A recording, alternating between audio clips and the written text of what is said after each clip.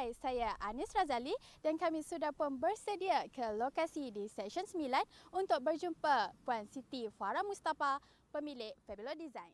Jom. Sound in my heart, the beat goes on and on and on and on. Boom, clap, you make me feel good. Come on to me now. Boom, clap, the sound in my heart, the beat goes on and on and on and on. Boom, clap, you make me feel. Assalamualaikum, hai, saya Hazim Ibrahim dan sekarang berada di hadapan pejabat Fabulous Design milik alumni UiTM Puan Siti Farah Mustafa. Jom kita tengok Puan Farah di atas. Assalamualaikum dan hai, saya Ila Syakila dan hari ini saya berada di dalam pejabat Fabulous Design iaitu milik salah seorang alumni UiTM yang berjaya. Dan pada hari ini mungkin ramai yang tertanya-tanya siapa wanita cantik di sebelah saya. Beliau merupakan mempunyai nama Puan Siti Farah Mustafa yang merupakan alumni UiTM. Apa khabar Puan Farah? Alhamdulillah, khabar baik. Terima kasih kerana sudi menjumpa saya. Saya Farah Mustafa daripada Fabulous Design dan saya merupakan alumni daripada UiTM Perak Kampus Iskandar. Terima kasih. Sama, Puan Farah dan juga penonton ramai yang tidak tahu bahawa Puan Farah merupakan antara alumni yang berjaya di mana beliau terlibat dalam keusahawanan dan juga proyek hiasan dalaman. Puan Farah merupakan wanita kelahiran Pulau Pinang dan juga isteri serta ibu kepada 2 orang anak iaitu Adam dan juga Aira. Dan mungkin ramai yang tidak tahu beliau merupakan pengarah muda bagi Fabulous Design sendiri. Baiklah Puan Farah, hari ini kami ingin korek sikitlah rahsia kehidupan Puan Farah. Ialah mungkin ramai nak tahu bagaimana pembabitan Puan Farah daripada tamat belajar sehinggalah sekarang. Boleh Puan Farah ceritakan sedikit? Terima kasih kerana bertanya. Sebenarnya pembabitan saya dalam dunia hiasan dalaman ini sebenarnya adalah secara tidak sengaja. Asalnya saya ingin terlibat dalam hiasan fashion, tetapi oleh kerana lebih kurang minat yang sama, jadi saya terlibat dalam hiasan dalaman ini disebabkan kerana ketika itu kebetulan saya ditawarkan untuk dalam bidang inilah, dan bagaimana saya boleh terlibat secara serius dalam perniagaan adalah disebabkan ketika bermula sebagai seorang freelancer kepada 3D designer, dan kemudian atas desakan dan juga dorongan semangat yang diberikan oleh pelanggan saya sendiri, dan mereka sangat menggalakkan saya untuk terlibat dalam dalam dunia usahawan reka bentuk dalaman dengan secara lebih serius. So saya boleh simpulkan adalah kerana saya sampai di tahap hari ini sekarang adalah atas galakan dan sokongan yang diberikan oleh klien dan juga keluarga. Alhamdulillah, bermakna dekat sini Puan Farah dengan galakan daripada orang lah kita boleh maju sampai sekarang. Baiklah, tapi Puan Farah saya nak tahulah dan mungkin penonton di luar sana nak tahu apa sebenarnya tugas sebagai seorang pereka hiasan dalaman ini. Boleh Puan Farah ceritakan dengan lebih lanjut? Soalan itu menarik sebab kebanyakan pelanggan di luar sana, kebanyakannya mereka keliru di antara interior decorator dan juga interior designer. Dan saya merupakan seorang interior designer di mana interior designer tugas dia bukan saja untuk mencantikkan sebuah ruang hiasan dalaman. Kami bertanggungjawab untuk memastikan sebuah ruang itu haruslah dirancang dengan rapi, mengikut bajet klien, praktikal, dan apa yang penting adalah menyelesaikan masalah klien. Jadi sangat penting untuk klien itu sendiri menyatakan dengan lebih jelas apakah masalah yang ingin diselesaikan. Jadi sebagai tugas interior designer, kami sangat bertanggungjawab untuk mereka bentuk sebuah ruang yang dapat membantu masalah klien, iaitu memberikan fungsi yang berguna dan harus mengikut bajet yang telah diberikan oleh klien. Sound in my heart, the beat goes on and on and on and on. Boom, clap, you make me feel good. Come on to me now. Boom, clap, the sound in my heart, the beat goes on and on and on and on. Boom, clap, you make me feel good. Come on to me now. Puan Farah, mungkin dah lama kan Puan Farah berkecimpung dalam bidang ni. Jadi saya nak tahulah projek apa yang telah Puan Farah berjaya laksanakan dan juga dalam banyak-banyak projek mana yang Puan rasa memang paling mencabar. Kami terlibat dalam beberapa projek, terutamanya residential, office, pejabat lah, butik-butik pakaian muslimah, restoran dan juga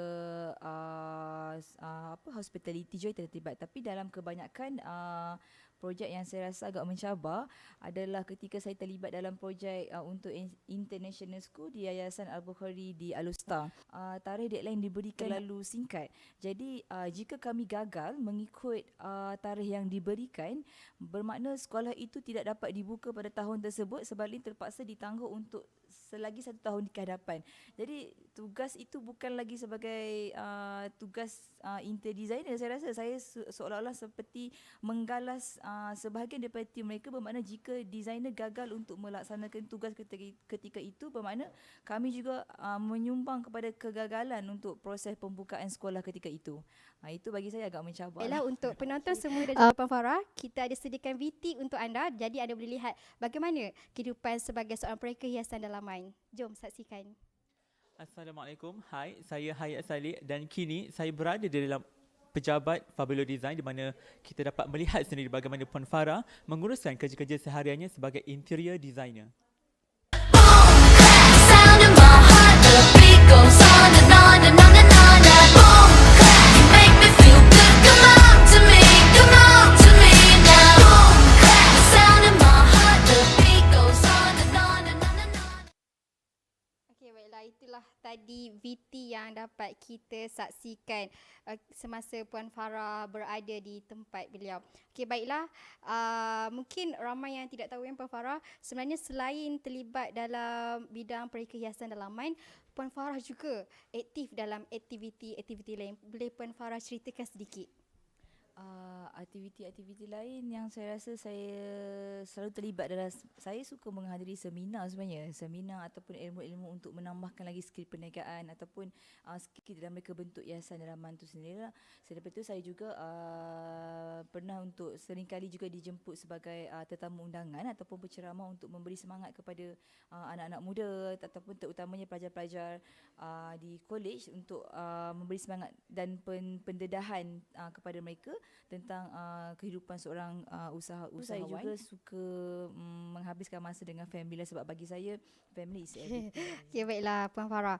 Saya ada mendapat tahulah mengenai BNI Icon dan saya juga tahu yang Puan Farah adalah salah seorang BNI Icon. Jadi boleh tak Puan Farah ceritakan dengan lebih lanjut apa sebenarnya BNI Icon itu?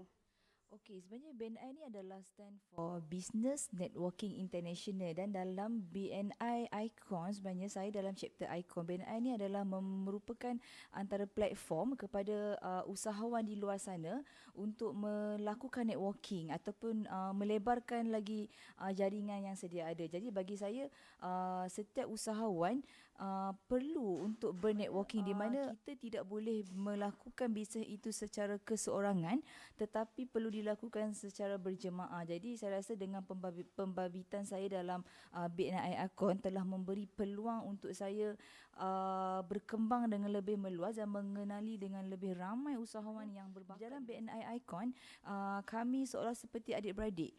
Maknanya tiada rasa perasaan dengki, iri hati atau berebut-rebut untuk sesuatu projek ataupun ni, tetapi lebih kepada untuk menyokong antara satu sama lain untuk memastikan setiap ahli di dalam BNI itu sendiri mempunyai projek bisnes dan permintaan yang setiap ahli diminta untuk dirujukan. Contohnya seperti macam saya minta untuk dirujukan kepada penerbit Nona TV3 ataupun daripada Datuk Siti Miza. Alhamdulillah setiap ahli di dalam BNI Icon sentiasa berlumba-lumba untuk membantu saya.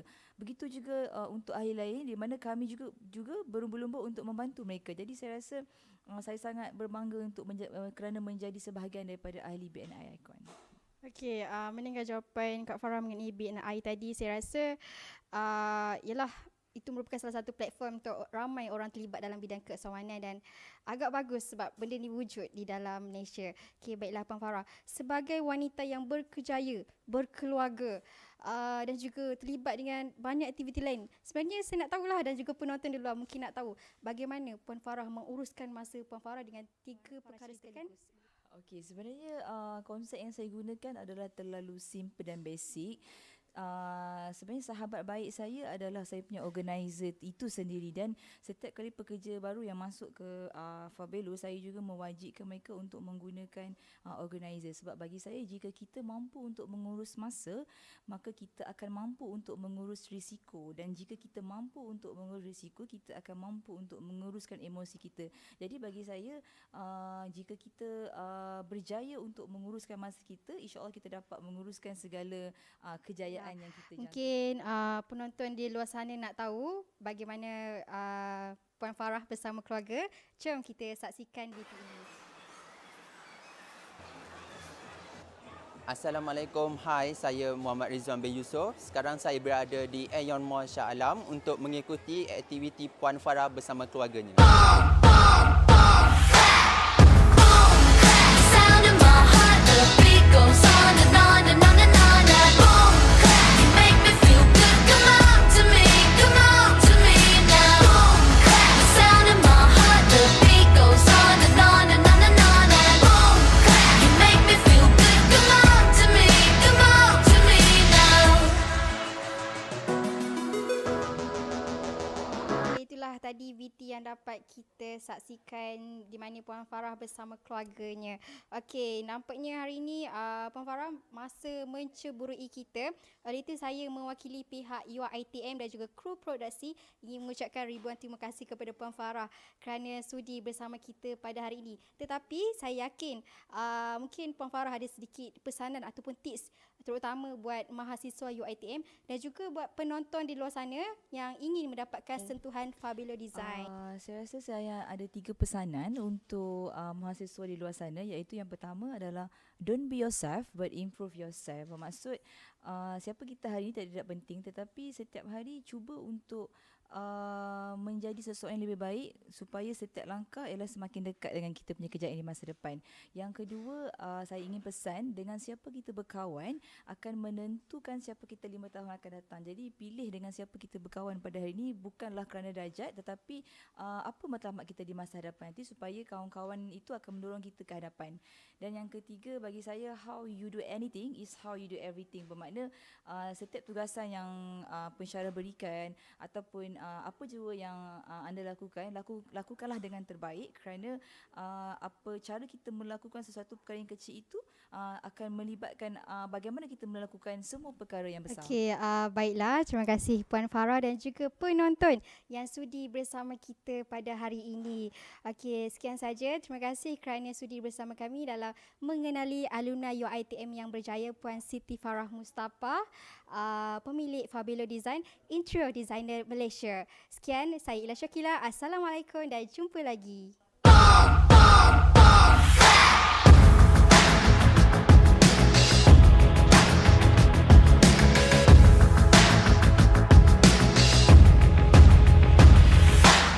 Your picture perfect blue, sunbathing on the moon, stars shining as you bowl